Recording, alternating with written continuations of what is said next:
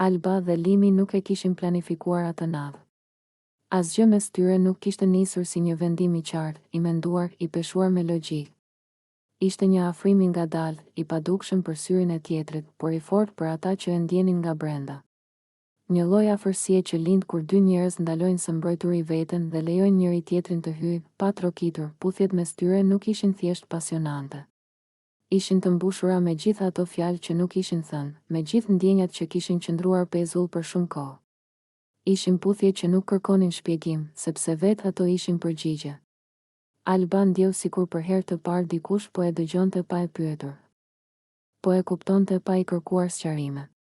Limi, nga ana tjetër, e ndjente se ajo që po ndodhte nuk ishte thjesht afeksion i çastit, por një lidhje që po merrte formë në mënyrë të pashmangshme. Kur u ndan nga puthjet, nuk kishte as turp, as nxitim.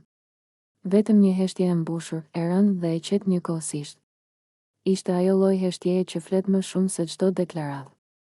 Ishte momenti kur dy njerëz e kuptojnë se tashmë kanë kaluar një vijë që nuk kalohet lehtë, jo sepse është ndaluar, por sepse është domethënëse. Ata shkuan dhe ushtrinë në të njëjtin krevat. Jo si një akt impulsiv, por si një vazhdimsi natyrale e asaj që kishte nisur mes tyre. Alba ushtri pranë Limit dhe për një çast u ndal, sikur të donte ta memorizonte atë ndjesi, praninë e tij, frymëmarrjen, qetësinë që i jepte. Nuk kishte nevojë për fjalë. Trupat e tyre e dinin tashmë si të qëndronin pranë njëri tjetrit. Krevati nuk ishte thjesht një vend ku flije. Atë natë, ai u bë hapësirë besimi. Një territor i përbashkët ku asnjëri nuk po luante rol. Alba e ndjente veten të pambrojtur, por jo të rrezikuar.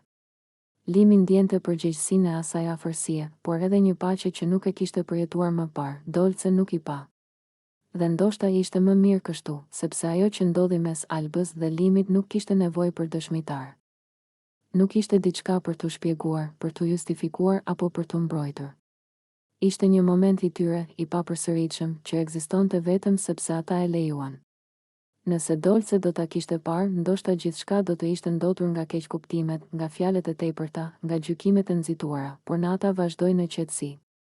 Alba qëndroi zgjuar për pak, duke dëgjuar frymëmarrjen e Limit. Mendimet i vinin një nga një, çfarë do të thoshte kjo? A ishte ky fillimi i diçkaje apo thjesht një ndalesë e bukur në një rrugë të paqartë? A do të mbetej kjo ndjesi edhe në dritën e mëngjesit? Limi, edhe pse duke i qetë, nuk po flinte plotësisht. Ai po mendonte për peshën e asaj që kishin ndarë. E dinte se afërsia e vërtet nuk matet me atë që ndodh fizikisht, por me atë që mbetet emocionalisht. Dhe ajo që po mbetej ishte e fortë, e ndjeshme, reale. Nata nuk ishte e zhurmshme. Nuk kishte dramë.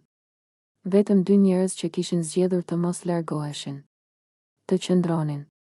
Të ndanin të njëjtin hapësirë, të njëjtën qetësi, të njëjtën pasiguri, dhe ndonjëherë kjo është forma më e thellë e intimitetit. Kur drita e parë e mëngjesit nisi të depërtonte ngadalë, asgjë nuk ishte zgjidhur plotësisht. Por diçka ishte vendosur. Diçka që nuk mund të zhbëhej. Alba dhe Limi nuk ishin më thjesht dy individ me rrugë të veçanta. Tashmë kishin një kujtim të përbashkët. Një natë që do t'i lidhte, pavarësisht se çfarë do të sillte e ardhmja, dhe Dolce, pa e ditur, kishte humbur një moment që nuk do të mund ta kuptonte kurrë plotësisht. Sepse disa gjëra nuk shihen. Vetëm ndihen.